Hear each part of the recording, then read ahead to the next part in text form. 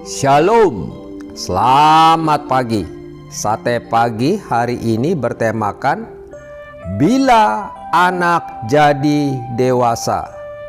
Karya Pendeta Dr. Andar Ismail dari seri Selamat Sehati, karya BPK Gunung Mulia. Anak kita sudah mempunyai dunianya sendiri. Tiap hari ia sibuk dengan pekerjaannya, suami atau istrinya, anak-anaknya, olahraganya, teman-temannya, dan berbagai urusannya. Bagaimana pola hubungan kita dengan anak yang sudah mandiri seperti itu? Tetap akrab ataukah mulai jaga jarak? Tentu saja kita masih tetap mencintai anak meskipun mereka sudah dewasa. Akan tetapi cinta bisa berwujud dalam berbagai bentuk yang berbeda. Jadi bagaimana kita memelihara dan meneruskan cinta kepada anak yang sudah dewasa?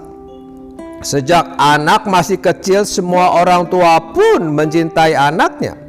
Cinta itu terutama berwujud dalam bentuk peduli. Beberapa tahun kemudian, ketika anak mulai terlepas dari mata orang tua, cinta yang berwujud dalam bentuk cemas.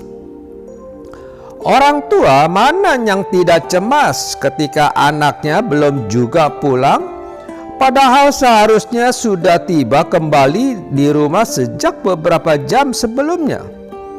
Pengarang Injil Lukas merasa perlu mencatat bahwa Yesus pada usia remaja pernah dicemasi oleh orang tuanya ketika hilang dari pengawasan. Ia ditegur oleh Bunda Maria, "Nak, mengapa kau lakukan ini kepada kami? Ayahmu dan ibumu cemas mencari engkau." Semua orang tua mencemasi anaknya dalam rupa-rupa hal. Kita mencemasi pertumbuhan dan kesehatannya, kemudian mencemasi pelajaran di sekolah, lalu mencemasi pergaulannya, juga mencemasi keselamatannya. Kemudian kita mencemasi karirnya, juga mencemasi hari depannya. Kemudian mencemasi bahwa ia belum juga bertemu jodoh, dan seterusnya. Lalu bagaimana ketika anak kita ini sudah berkeluarga? Nah, inilah persoalannya. Ternyata banyak orang tua masih terus mencemasi anaknya. Ada saja hal yang membuat kita cemas. Kita cemas bahwa makanannya kurang bergizi, bahwa perjalanan dinasnya terlalu jauh, bahwa ke gerejanya jarang, bahwa rumahnya sering kemalingan, bahwa olahraganya kurang teratur. Sampai-sampai anak itu bingung. "Aduh mama, dulu berat badanku turun, mama cemas. Sekarang berat badanku naik, mama tetap cemas. Mesti bagaimana lagi?" Mencemasi keadaan anak tentunya keluar dari etikat baik, namun bisa saja berakibat buruk. Orang tua perlu mawas diri dan memahami duduk perkaranya. Tanpa disadari mungkin kita sudah agak kebablasan atau keterusan. Baiklah, kita lihat beberapa akar yang mungkin menjadi benih sikap orang tua mencemasi anak yang sudah dewasa. Mungkin tanpa sadar kita mempunyai kebutuhan untuk terus merasa berguna dan berarti dalam hidup ini. Selama beberapa puluh tahun kita telah memegang kendali dan kekuasaan atas dia. Sekarang tidak lagi. Akibatnya kita merasa kehilangan fungsi dan arti hidup. Lalu kita meraihnya kembali dengan cara mengatur dan mencemasi dia. Padahal dia sudah tidak merasa perlu lagi diatur dan dicemasi oleh kita. Ia sudah sanggup mengatur diri sendiri. Mungkin kita merasa diri paling mengetahui kepribadian dan watak anak kita. Benar, kita tahu dia luar dalam selama lebih dari 20 tahun. Akan tetapi sejak beberapa tahun terakhir, pola hidupnya telah banyak berubah karena interaksinya dengan dunia informasi dan lingkungan kerja yang tidak kita kenal. Ia juga sudah berubah karena interaksinya yang intensif dengan suami atau istrinya. Setelah beberapa tahun berumah tangga, mungkin suami atau istrinya itulah yang telah mengenal anak kita, sehingga kita bukan lagi orang yang paling tahu jalan pikirannya. Mungkin kita merasa diri lebih bijak daripada anak kita.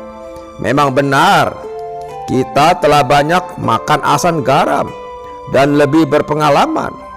Akan tetapi, tanpa kita ketahui, anak kita telah banyak bertumbuh dalam hikmatnya.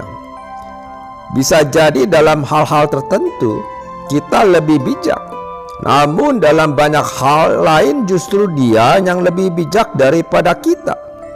Yang pasti, dia jauh lebih banyak tahu daripada kita.